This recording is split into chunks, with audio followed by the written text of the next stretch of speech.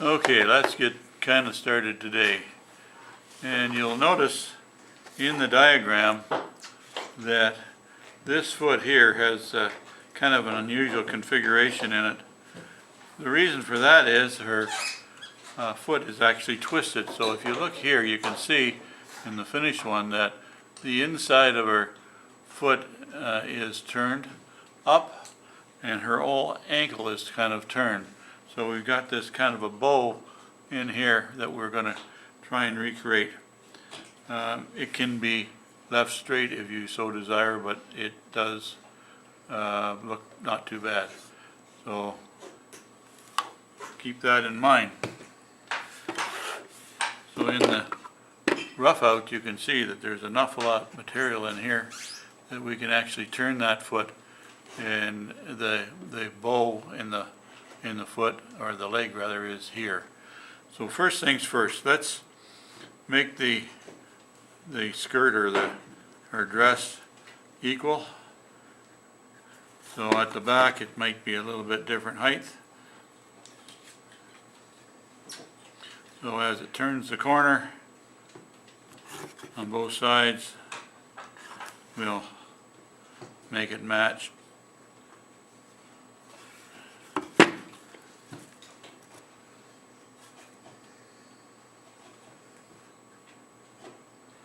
So we'll get rid of this material here. Her leg and her skirt or dress come basically together. You can put a little mark in there if you want, but very little, because we're going to need all the material on the outside that is there. Her, as you can see in the finished one here, that, or in the design, that it's really tight. So it's just going to be just the width of the material, or the thickness of the material, that's going to be knocked off.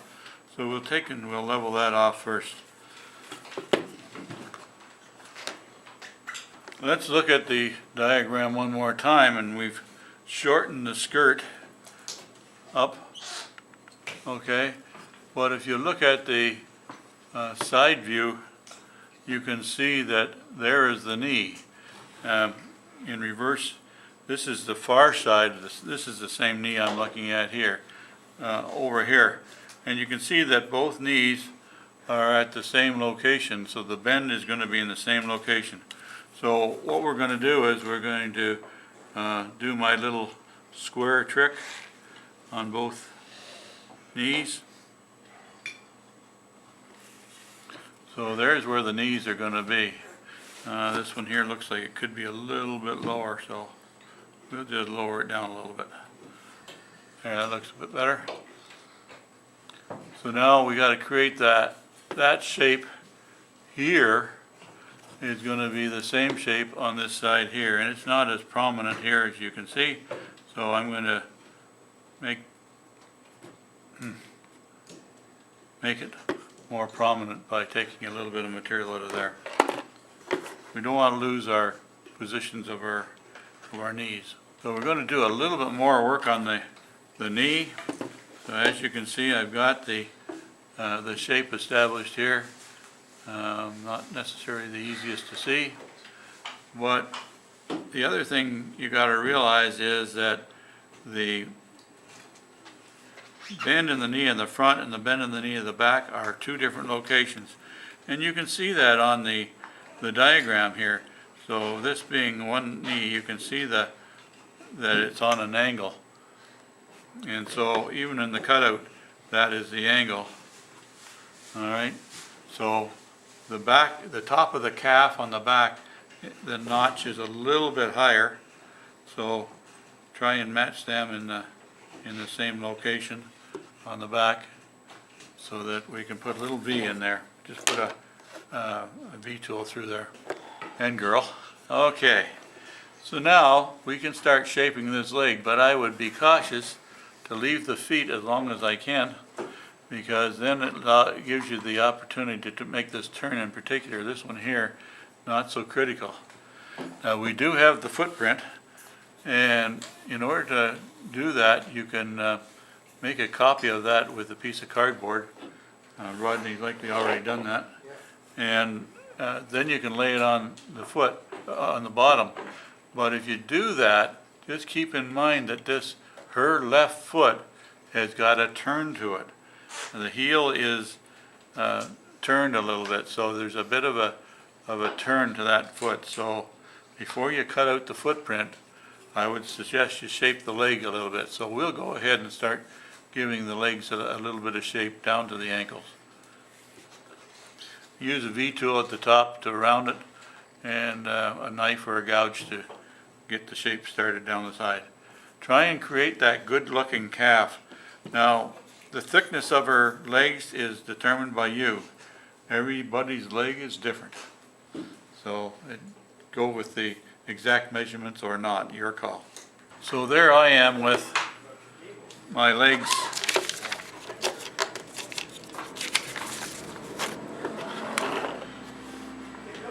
roughly set up. They're obviously still too fat. This one here is better than this one here as far as size is concerned, looking at it straight on. But I've got the calf established and the front of it, nice sweep. I've got my top where the bend in the knee is. On the other side, same thing applies. I've established the calf, flat spot, and I've got it right down to roughly where the ankle is. Created a little bit of a hollow where the ankle is, both front and both sides. A little bit at the back, so that I've got that. It helps to define the calf. So with the right leg forward and the left leg back, you've got to take material off of this side here. So what I did was I'm going to guesstimate. If you want it really tight, of course, it has to come right in tight to the leg, but I'm going to take this off on an angle from that depth there to nothing over here. So cut it on an angle. So likewise on the other side, I'm going to take off that much, maybe not quite as much on the back, because typically a dress is a little bit tighter at the back, and so it'll go from nothing to that depth here. I'm going to do that first. Don't worry about the bum or belly. Just get this bottom set up first. I'm going to take the material off on that angle. Just do the bottom first. Likewise on the other side.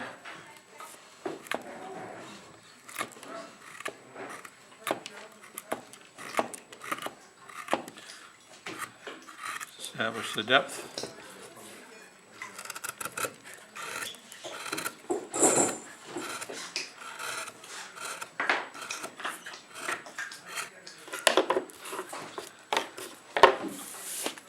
So that automatically gives the twist in the body, because it's narrower on this side, sticks out, narrower on this side, comes back. Okay, you'll notice that in Eldon's design here, he has the shirt, or the top, comes all the way down to her wrist. And in mine, I chose a short sleeve shirt. It's going to be your call, but either way, when we go to rough this out, it's important that we leave the material and put the bends in the right spot. The next thing I want to point out is the angle of the hand, this hand here. In order to hold the needle in her hand, the hand has to be changed to fit like that on the side of her body. In other words, this section here has to be flat. Not like this is here, because it's going to come down, there's going to be a wrist, and then it has to come straight down in order to accommodate the needle coming in this way. The thumb is therefore against the side of the body, against her hip, not out to the front. If it's out to the front, well then she can't hold the needle. It has to be, okay? So that section there, that's critical to get that flat spot put in there. And so what we're going to do is we're going to create that flat spot in there first.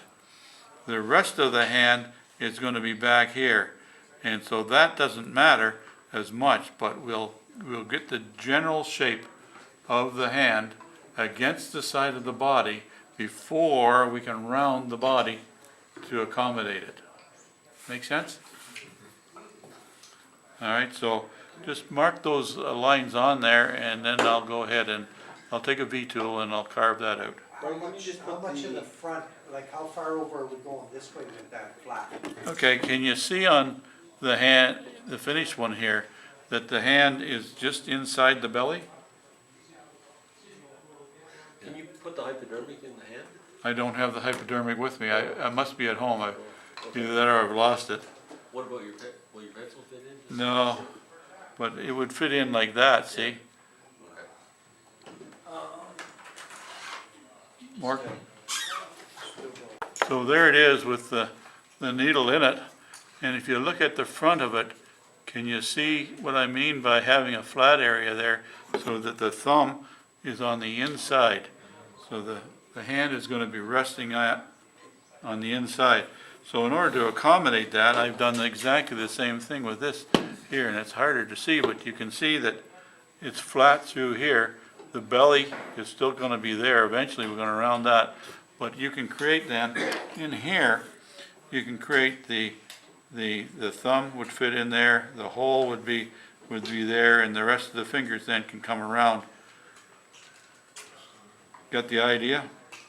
So there's where the hypodermic needle would go through, and then the rest of the hand would be in that general area there. We zoom in there. That give you a better idea?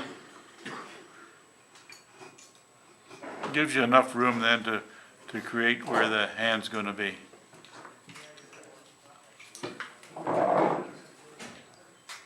So her other arm, her left arm, you can see does not look very big here. And in fact, I would make it a little bit bigger just to give me more material to work with. Okay, I would make that somewhat bigger. Zoom in here a little bit. And make it somewhat bigger. But keep in mind that the reason why it's that way is because it's turned and you're looking at it side on here, whereas this is her back of her hand. This is the back of her hand. So if I show you the finished one, you can see what I mean. There's the back of her hand, okay, whereas the side view, okay, so the fingers curl behind. All right, so keep that in mind so that it's flat that way, but it's got to leave mass in order to curl her fingers behind. Now that wrist can turn, so you can have this wrist turn and have her. You've likely got enough material to bring her arm a little bit forward, and if you wanted to turn the wrist so that she got a bit of a twist in it, you get all that flexibility in the material to do it. But then you see, then this material comes out in front and not much behind because it takes up a lot of, so it sits on her hip. Okay, all right. So now, how do you do that with the design? Well, keep in mind that we want to keep that material there behind, so we can take that little notch out there. You can take that little notch out there and right back to her hip. Move it over just a little bit. Okay, all right. And then it's flat on her front, because that's the front of her hand.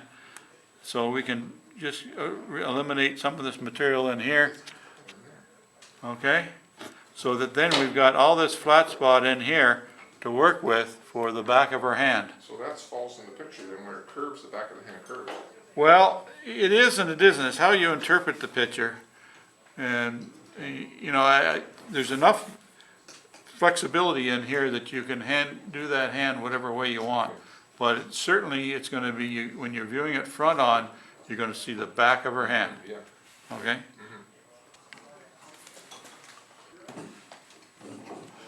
let's go on.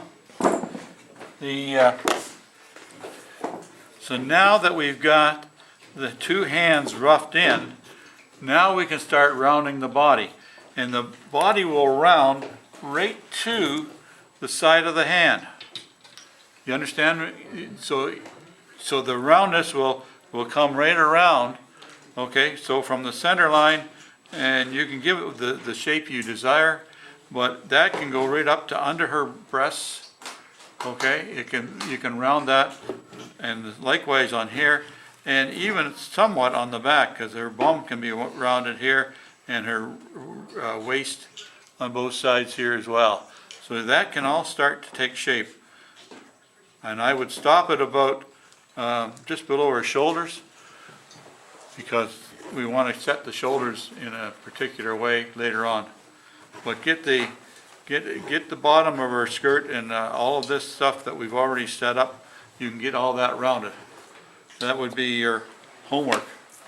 And I would start with gouges and work my way around that. In other words, establish my top section here first. Because I know what her waist is going to be like.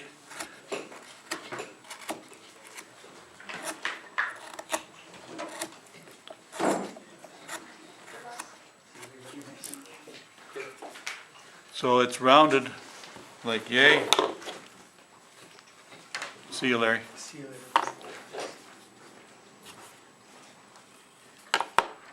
So it's rounded. Get this part here rounded first, likewise on the other side, and then now you can work that by working it from here and then go down to the bottom, get this rounded. Now you can continue that shape all the way up. Same thing on the back.